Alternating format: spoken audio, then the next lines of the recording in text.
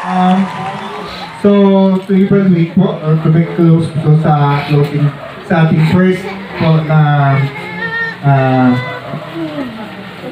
programa po sa araw na ito. Tulad na sinabi po ni ma'am, kami po ay umaasa po na makagraduate po kayo lahat. Sana wala pong magkasakit, wala pong tamarin, no? Kasi ito po yung hanap buhay na nakita niyo naman po. Very visible. Lumalago. Kumikita. Ito nung una kami masabi ko na sa inyo, nung una kami nagre-recruit ng members sa first FFS po namin sa Puto. Si Ma'am Lisa po at si Ate Rosie po, naliklugod po kami dyan. Please po, umaten po kayo. Kasi gusto namin po kayo ay maging modelo sa programang pinapatupad ng ating pamahalaan bayan ng Los Baños. Which naging successful din naman po. Sa ngayon, naging successful din naman po. So, yun na po. Ang panalangin namin na food security natin sa bayan ng Los Baños ay maging successful po. Yan po ang panawagan ng ating mayor po, Mayor Tony Nuino at ang bagong Los Baños. Sana po ay matupad natin ang ating mga pangarap. Makagraduate po kayo lahat. Okay po, sige po. Sa ating pong kay Ma'am Miraflor Hurtado, siya po ang tinatawa ng ating pong butihing punong bayan, Mayor Anthony L. Camilo. At andito rin po si Ma'am Matilde Erasga mula rin po sa tanggapan po ng punong bayan. At sa lahat po ng dito po ng first batch at second batch po ng FFS na ngayon po ay bumubuo po ng samahan ng LDP. Ang LDP po, ito po ay samahan po ng mga nag-training po ng FFS ng Sustainable Pig Farming, yung pong pag-aalaga ng baboy na walang amoy. Ngayon po, nabanggit po, may 31 po tayong kalahok ngayon para sa FFS na ito na sana po ay inaasahan namin na kayo po ay gagraduate po. Kunin ko po ang pagkakataon po ito na pasalamatan po ang host po natin ang umayag po na gamitin pong venue, si Ms. Lisa Daculong. Dahil umayag po sila na gamitin ang venue to kasi po andyan pa rin po kasi ang banta po ng ASF sa paligid kaya medyo nakakatakot po ang marami pong pumapasok sa farm na may baboy.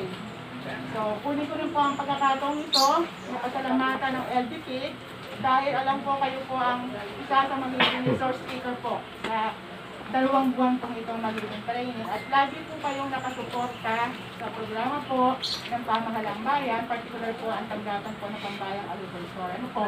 So, sa 31 po na mag-training ngayon, napalas po tayo kasi po sabi nga po, after po 3 to 2 years, 2018 po, ngayon lang po uli kami magkakandak ng ganitong training. Ang FFS po ay pangalawa sa pinakamahaba kong training. Una po ang FBS, 6 na buwan po yan. Ang FFS po ay 4 na buwan. Pero ngayon po, dahil may pandemic pa rin, gagawin po natin yan 2 buwan. Pero po, instead po na kalahating araw na training sa 1 linggo at 6 na araw kung hands-on, gagawin po natin 2 beses po ang lecture sa 1 linggo. Kaya po magiging 2 buwan. So, inaasahan namin na talagang marami po makakagraduate sa 31. So, namiya po magkakaroon po kayo ng leveling off. Doon po pwede po ilatag ano po ba ang expectation nyo. At siyempre po, ilalatag din po namin ano po ba ang expectation po namin sa inyo. Ano po? So, mapara din po tayo, kasi po nabanggit nga po kanina, ang Laguna po ay isa po sa red ang kulay po. Ibig sabihin po, talaga po yung tinamaan ng AFF ang Laguna. Pero mapalad po ang Los Baños, 2 lang po tayong bayan sa Laguna. Alam niyo sa Los Baños po, kayo po ay binavalidate para po from red tayo po ay maging yellow. Ibig sabihin po, wala na po tayong incidents ngayon po ng ASF. Kaya po,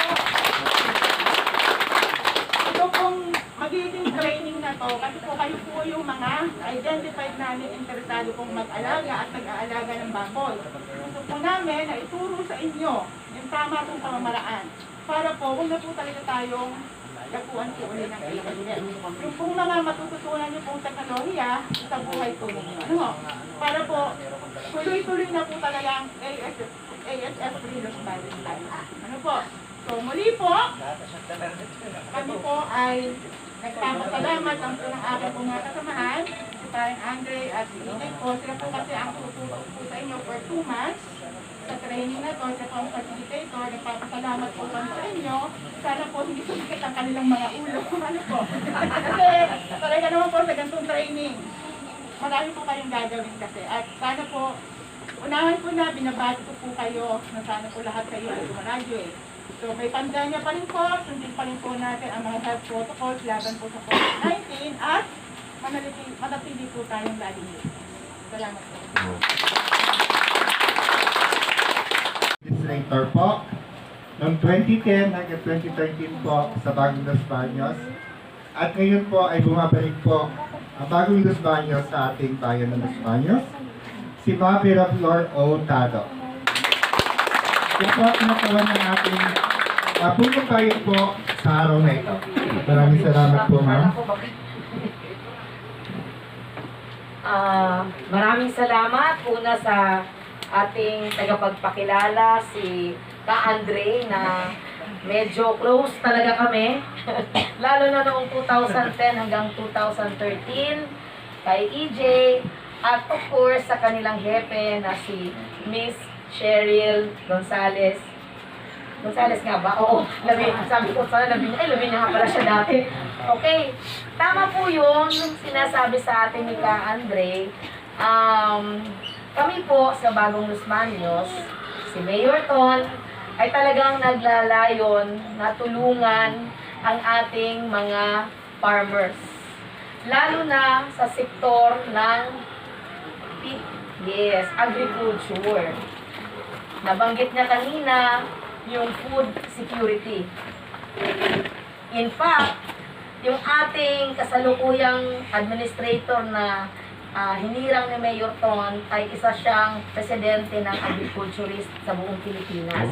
Galing. Kaya isa yan sa kanyang function na tutukan ang food security. Yun. At kayo ang bumubuo noon. Sa totoo lang, ngayong mga panahon na to, lalo na noong pandemic, kasagsagan ng pandemic, kayo ang isa sa mga hero natin. Dahil, bakit? Bakit kayo hero? Nagpapakita kayo ng interest para tulungan hindi lang ang inyong mga sarili. Kasi of course, pag kayo ay nalagpasan ninyo, nakagraduate kayo sa training na ito kung paano mag-aalaga ng baboy na walang amoy ang kapaligiran, kagaya nitong ating ngayong kinaroroonan. Kanina ma'am Lisa Daculo. saan si Ma'am Lisa? Nagsasaing. Yung kapatid mo na. Yung kapatid, ma'am. Pa rin? Yung kapatid, siya na lang. Nagsasaing pala si Ma'am Lisa. Magpapasalamat din pala tayo sa kanya. Pinahintulutan niya tayong gumamit nitong kinaruroonan natin ngayon. Balik po ako doon sa sinabi ko kanina. Ang ating punong bayan talaga ay isa sa kanyang main thrust sa Bagong Los Baños ay food security. At itong ating Farmer Field School ay kanyang sinusuportahan maigi Biglang nawala. para kayo ay matuto at maisabuhay ninyo ang inyong mga matututunan dito. Hangad po ng ating kasalukuyang mayor, si Mayor, sino ba ating mayor? Ton. Kilala nyo yun napaiba ng hangad po ng ating kasalukuyang mayor na matulungan din kayo ang mga small farmers sa iba't ibang paraan. At nagpapasalamat din si Mayor na meron tayong mga lingkod bayan sa ating munisipyo na kagaya nila ni Che, ni EJ at ni Andre na masigasig ang pagsuporta din sa ganitong klaseng programa. Pasalamatan din po natin sila, palakpakan natin sila. Palakpakan natin si Mayor Ton dahil sinusuport ang niya sa ganitong programa. Dapat din lang wala siya ngayong hapon dahil siya umattend ng workshop para sa Laguna Mayor's League. Hindi siya po pwedeng lumiban doon dahil bilang bagong halal, kailangan niyang maintindihan yung although alam niya na yung pamamahala, kaya lang kailangan niyang maintindihan yung dynamics ng kanilang organisasyon. So, ngayong hapon na ito, ngayon pa lang, sasabihin ni Mayor Ton, ako bilang kinatawan ni Mayor Ton, masasabi namin na congratulations in advance. Okay? At naway, maging parte kayo ng ating lipunan sa pagpapaunlad ng ating food security program sa agrikultura. Maraming salamat po.